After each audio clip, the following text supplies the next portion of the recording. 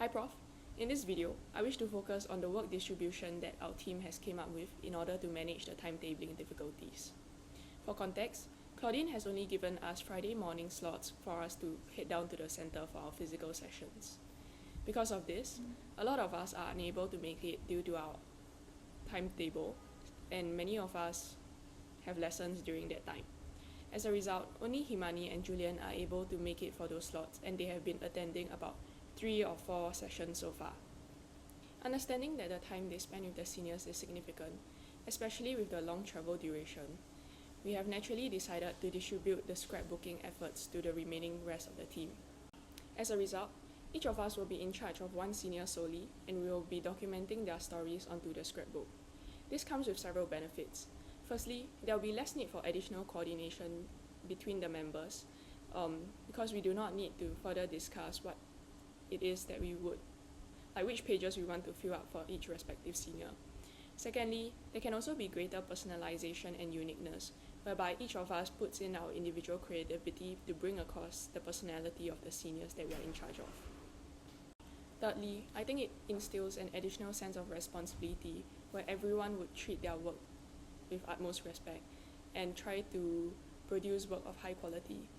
I mean, this is just speaking from human psychology because we do not want to appear like lacking to others, so everyone will try to put in more effort to ensure that the scrapbook looks nice. I think this benefits both the team and the seniors, where they will get good products, and the team also has less like possibility of conflicts since we do not need to argue over like subpar work. Therefore, when it comes to the implementation of scrapbooks, I think the team has done rather well in managing our commitments as well as the distribution of work. However, I think we can improve on our communication with the community partners. Even though we contact them before our sessions, informing them of what we would like to do, and we also seek their approval or receive suggestions from them and act upon it, but I think we lack on the follow-up actions. So for example, before each session, we tend to send Claudine the topics that we would like to discuss during the session, and then they would give us some advice on what other topics can be explored. But we did not really send them our minutes after the session, so because of that, we haven't been able to regularly verify the information that we have collected with Claudine. Furthermore, because Claudine is involved in our tea sessions occasionally, but she herself does not take minutes, so she wouldn't really remember what was being covered in the session. As a result, it's difficult for her to advise us further on what more information we should collect for the following sessions. And this difficulty sort of came to light when we discovered that we got stuck trying to fill up the pages for the scrapbooks. I would say that this was partly due to oversight, but another potential reason was that we wanted to work independently as much as possible for fear of troubling them and adding additional burden to their usual duties of caretaking under Care Corner. However, I think after this experience, I've learned that we probably should have been more open to open collaboration and not overthink ourselves as being trouble for them. If we had tapped on their expertise more frequently all along, we probably would have been able to face less difficulties as well as progress the scrapbooking stages more quickly. Furthermore, they would also be able to provide us with timely feedback so that we can continuously iterate our processes. For now, we can only treat this as a lesson learned and keep it in mind for our future interactions with Care Corner, since we are already past the stages of scrapbooking and information collection.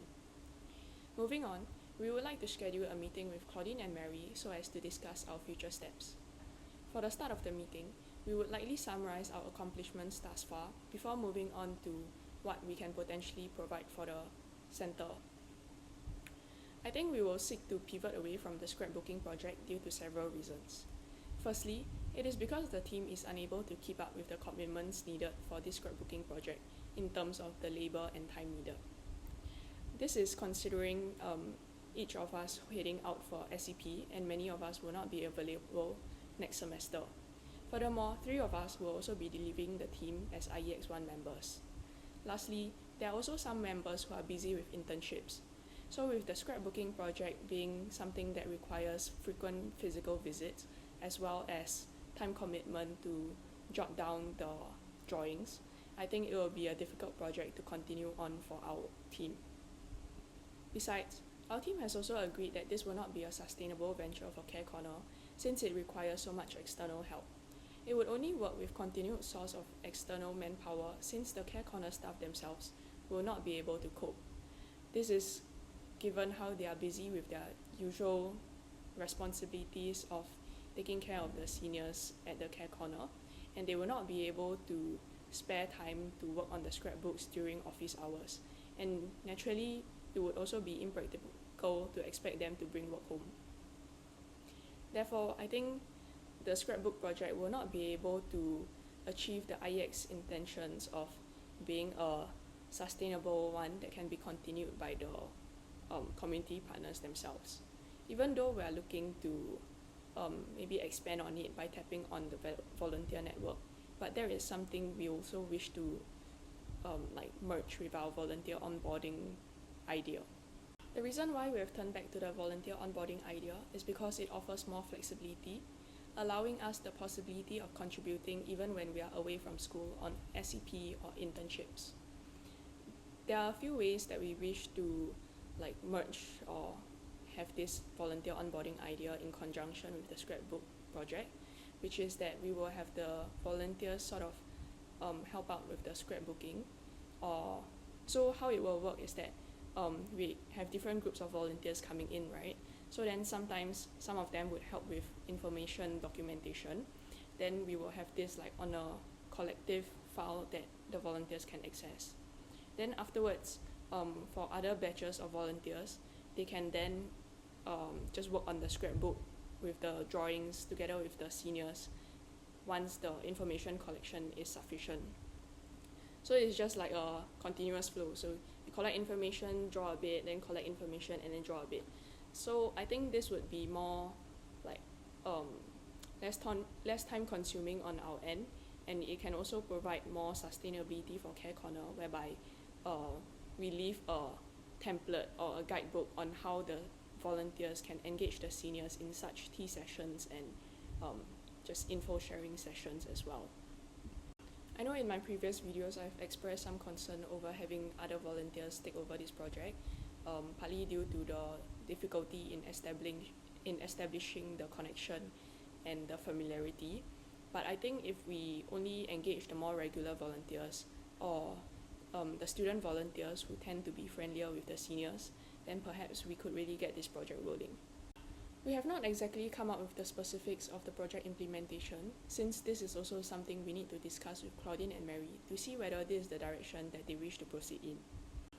With this, I've come to the end of today's video, where I've briefly discussed how the team has managed to distribute work to cater to everyone's availabilities, before continuing with how we could have improved on our interactions or collaboration with Care Corner, and closing off with our future steps and plans with Care Corner.